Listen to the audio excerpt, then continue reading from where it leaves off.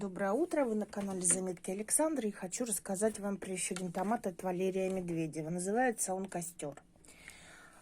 Как заявлено, вот картиночка, вот у Валерия Медведева единственный минус то, что у них нет описания на пакетике.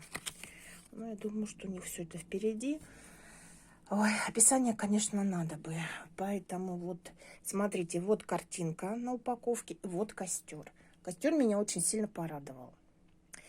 Ну, томатов в этом году было очень много, и на какие-то мы не особо обратили внимание в плане обработки. То есть не посынковали его, не сильно отрывали листья. Он рос и рос, вот знаете, как это, посадил и забыл из серии. Ну, на самом деле-то у него немножко другая агротехника, но в любом случае с результатом костра от одного кустика мне он очень понравился. Во-первых, мне нравится такая сливовидная форма. Мы очень давно искали такую универсальную сливовидную форму. У нас в этом году еще есть один такой томатик, попозже будет обзор.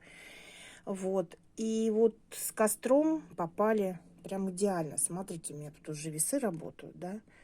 42 грамма. Я думаю, что для банки, ну, что лучше-то. И результат хороший. Наверное, где-то с пол-ведра, да, будет? С пол-ведра с одного куста собрали. Рос он в теплице. Насколько я поняла, что он не уличный. Хотя, может быть, на следующий год попробую на улицу посадить. Доживем. Все будет хорошо. Поэтому вот костер. 2 томатика 74 грамма. Ну, прелесть просто. Для засола вообще идеальный вариант. Сейчас я его буду пробовать. При вас буду разрезать своим большим ножом острым. Как это все неловко, когда одной рукой. Это штатив. Вот смотрите, на разрез. Ну, так-то, в принципе, красиво. Такой оранжево-красный он. Сейчас попробую на вкус. Костер зрел у нас. Спел.